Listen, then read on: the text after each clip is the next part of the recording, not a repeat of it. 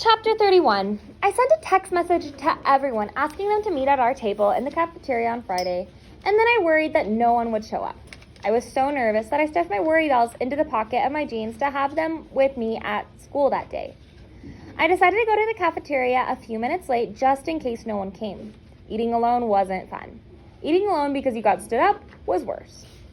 But when I peered through the cafeteria window, I could see Ellie's red hair. She sat next to Benny, who sat across from Joe. I skipped the lunch line and headed straight for the table. "Look who's here," Joe said, dripping his spork into his mashed potatoes. "How's it going, Maria Luisa?" Benny looked up and nodded. Ellie said hello, but didn't smile. "Can I join you?" I asked. "You called the meeting," Benny said. Joe patted the seat next to him. I sat down and took a deep breath.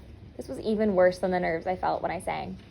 At least those were excited, happy nerves. These were the kind of nerves that made me feel like my insides were being squeezed. "I need to meet with Mr. Jackson about organizing a canned food drive for the holidays," Ellie said. "So what's this about, Malou?" She had the same intense look as the last time we were together in the cafeteria. "Okay," I said, wondering if they could hear my heart pounding. "I know you guys are angry with me, and I don't blame you. I just want to say that I'm sorry." "Sorry about what?" Joe asked, urging me on. "I'm sorry I overreacted about Joe leaving the flyer in the copy machine," I said, "and I'm sorry I didn't fight to keep our band together." "That's great, thanks," Ellie said, gathering her trash out onto her tray and standing up. "I have to go. I'll see you guys." "Wait," I said, "I'm not done." I dug out a yellow business-size envelope from my bag. I'd spent the night working on a zine and got into school early to see if Mr. Baca would let me make copies before homeroom. I pulled the 3 zines out of the envelope and handed them one each. "What's this?" Benny asked, flipping through it. "It's a zine I made about the band," I said. "I totally understand if you guys don't want to do the talent show anymore, but if you still do, I would really like that." In that moment, I felt like I was sitting behind an x-ray machine, and everything inside me was on display. My pounding heart, my scrunched up stomach, all my hope, but mostly just a lot of fear that they wouldn't want to be part of the band anymore. I watched and waited as they each looked through the pages. Ellie closed her zine first. I held my breath, waiting for her to say something.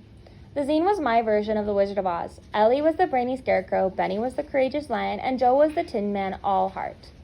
I almost made Selena the Wicked Witch of the West, but decided to give that part to Principal Rivera. Mrs. Hidalgo was Glinda, and I was Dorothy, of course. We traveled down the Yellow Brick Road together, our destination being the Alterna Fiesta. "This is really cool," she said. "I'm glad we're a band too, and I'll gladly be your scarecrow."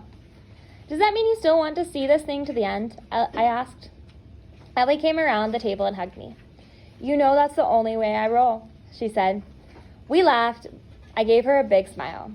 "Well, you already know that I'm down, Maria Luisa," Joe said. "But what about you, Benny?" We all turned to Benny. He was the only one of us who was a real musician, and we needed him.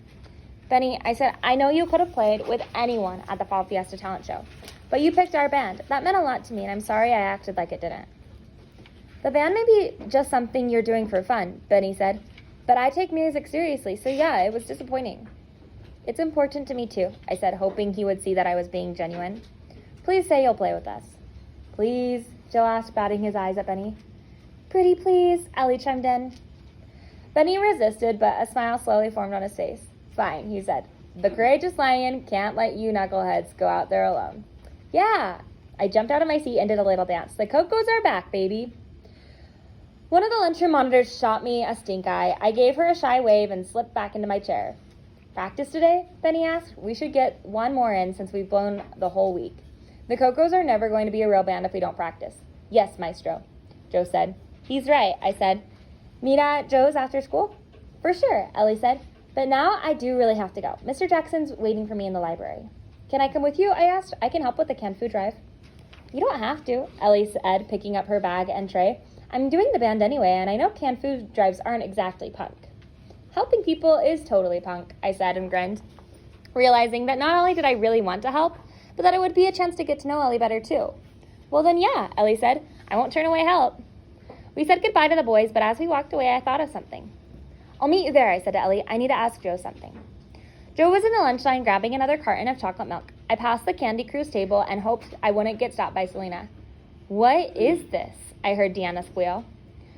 She peeked over Selena's shoulder at the screen of her phone. I caught a glimpse of the screen where a girl with super curly hair, really big, like the hair on Senora Aurelia's toilet paper dolls, danced. She wore a green dress with a round flouncy skirt and white ankle socks, and as she stomped and kicked her heels, her curls bounced like each one had a coil inside. "It's Irish dancing," Selena said, quickly turning off the phone so that the screen went black. "Why are you watching that weirdo dancing?" Diana asked and laughed.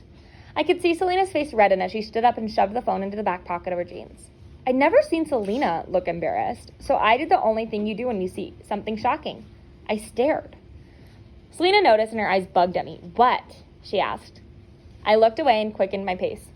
"Thought you were going to collect cans," Joe said, wiping off a chocolate milk mustache when I walked up. "I am," I said, "but I need you to help me with something tomorrow morning, early. Can you come over?" He looked at me suspiciously. "Am I going to regret it?" "It's nothing bad," I said. "I promise." "I'll be there, dude." "Thanks," I said, relieved. This was definitely a job I couldn't do alone. It was nice to have a friend to count on.